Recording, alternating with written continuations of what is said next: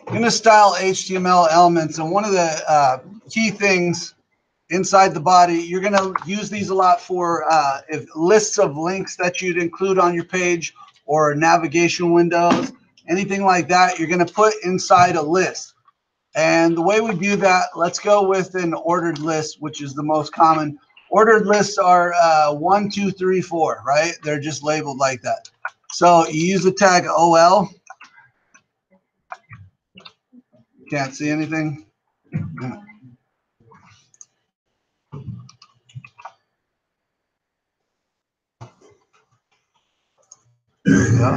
So you use the tag OL. Okay, and then in here you can have lists of items, right? So and each item in your list has its own tag as well, called list items, and it's just labeled LI. Pretty simple stuff. So you just and here you don't need to hit enter in between each one. You can just say 1. You can just make a list of items, literally.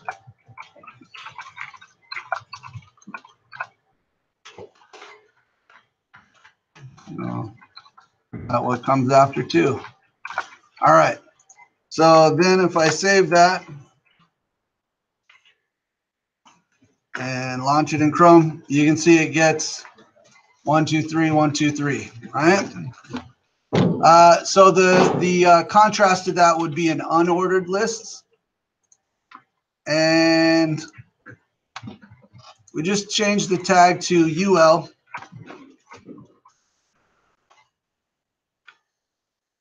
And if I run that, you can see I get bullet points. So it's a bulleted list.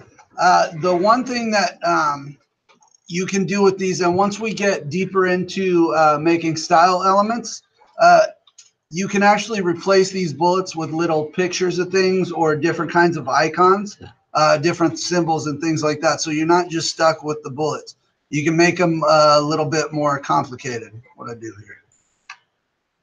All right, so that's pretty much it. So we're going to do a little bit with lists, but those are the basics of making a list. You just make a tag that's an ordered or an unordered list.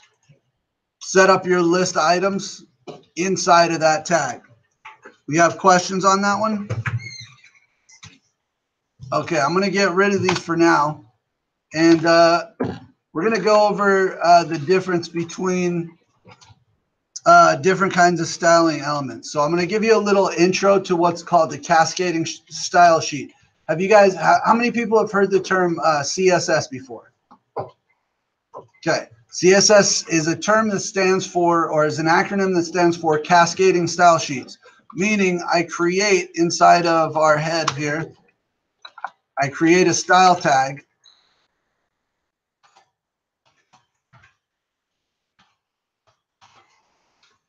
I create a style tag here, and I place my styling information inside of this tag, and it is supposed to cascade down to various HTML elements.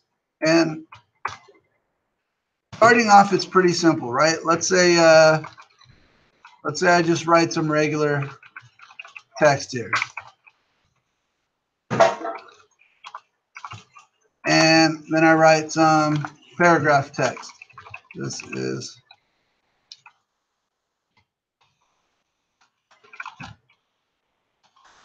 okay. So if I hit, or why do I keep wanting to do that?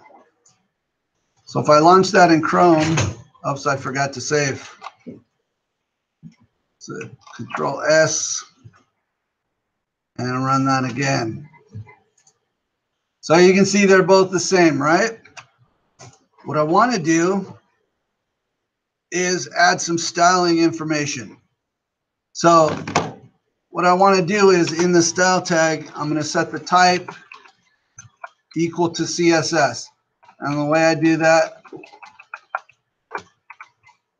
is by adding that. So I say type is CSS, and for my paragraph text, I'm just going to click P. Okay, So inside of this, inside of these brackets is where I'm going to put my styling information. Probably the most basic styling element you'd use is color, and I can just set that to blue.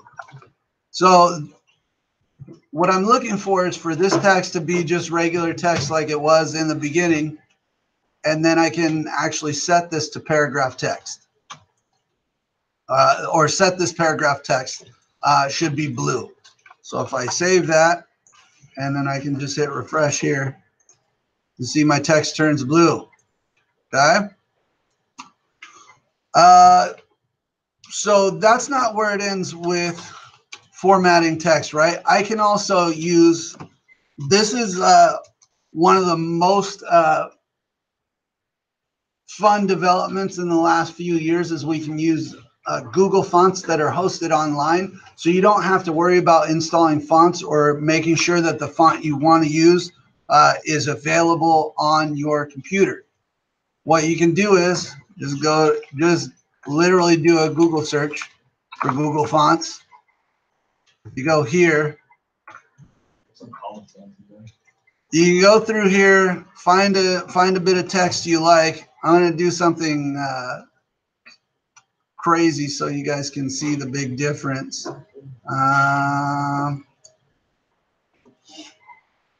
Oh, here we go. So you click this plus button to add it to your list of selected text. And then you go in here, and what you want to do is copy this at import. Okay? You don't have to copy the style thing because we already have a style tag. You just copy the at import and you put it at the top of your style sheet. Make sure it's just like when we were doing Python. Anything that you're importing, I would definitely put it at the top of the style sheet so that when you go to use it, you know it's already been generated. And then you copy the font family information that tells HTML how to use it. And then if I save that and I launch this in Chrome, you can see the fonts change. You can use whatever font you want. This site basically has any kind of weird, crazy font, from like, I used to use a Star Wars lettering themed thing on my website, to, you know, something like this, which kind of looks like handwriting, anything. So it's really cool just because you're not limited by what you have on your computer, and there's nothing to install or anything. It's just hosted online and you can grab it from there. So let's see. So